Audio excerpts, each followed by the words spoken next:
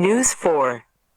Captain America Brave New world में जब Thunderbolt Ross red Hulk में टर्न होता है तो उसकी पैंट्स क्यों नहीं जलती, जबकि उसके बाकी के क्लोथ्स एंड आसपास की सारी चीजें जलने लगती हैं। गाइस, अगर आपको याद हो तो कैप्टन अमेरिका सिविल वॉर में जब रॉस एवेंजर्स के सामने सुखोवी और कर्ज इंट्रोड्यूस करता है तो वो कहता है कि मैंने 13 घंटे के ऑपरेशन एंड बाईपास सर्जरी के बाद कुछ पाया है। तो हम जानते हैं कि थंडरबोल्ट रॉस को हार्ट प्रॉब्लम सिविल वॉर के टाइम से है। तो शायद हो सकता है कि कैप्टन अमेरिका सिविल वॉर के टाइम से ही रॉस रेड हल्क में टर्न हो सकता था, क्योंकि द लीडर उसे काफी टाइम पहले से ही उसकी मेडिसिन में गामा रेडिएशन फ्यूज करके देता था। तो जब रॉस पहली बार रेड हल्क में टर्न हुआ होगा तो उसके सारे कपड़े बर्न हो गए होंगे एंड देन उसने फिगर आउट किया होगा कि ये सिचुएशन फिर से दोबारा भी आ सकती है, इसलिए उसे स्ट्रॉन्ग पैंट्स चाहिए। एंड देन उसने ऐसी पैंट्स का यूज करना स्टार्ट किया जो कि अनस्टेबल मॉलिक्यूल और अल्ट्रा हीट रेजिस्टेंट मटेरियल से बनी होंगी। एंड बात करें इसके एक्चुअल रीजन की तो ये मूवी PG-13 है, तो ये पैंट्स रेड हल्क की प्लॉट पैंट्स है। एंड आई एम श्योर कि आप में से कोई भी उसे बिना पैंट्स के नहीं देखना चाहेगा।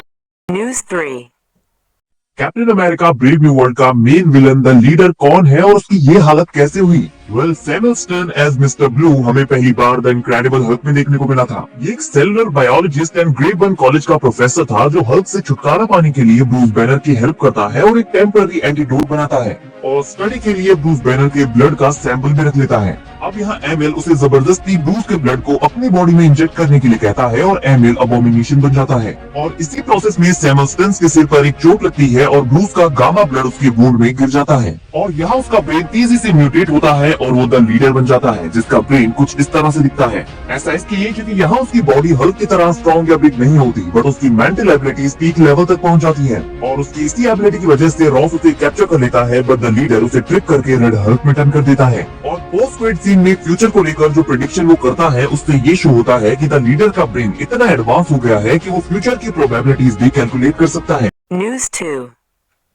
ये है एमसीयू में दिखाए गए अब तक के सारे 8 Hulk from weakest to strongest. Guys, last number पर आता है शी हल्क से हल्क किंग, जो कि अपनी बॉडी में हल्क के ब्लड को इंजेक्ट करता है और हल्क बन जाता है। नंबर 7 पर आता है हल्क का बेटा स्कार, जो कि प्लेनेट सकार से बिलोंग करता है। शी हल्क में हमने उसे कुछ मोमेंट्स के लिए देखा था, तो अभी तक हमने उसे कुछ ज्यादा देखा नहीं है।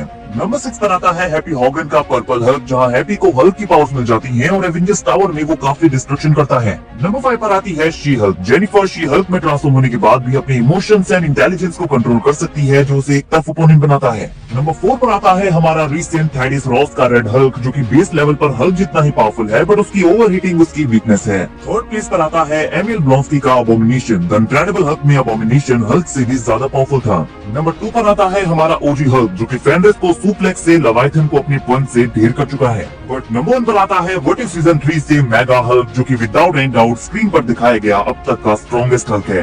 News 1. Subscribe.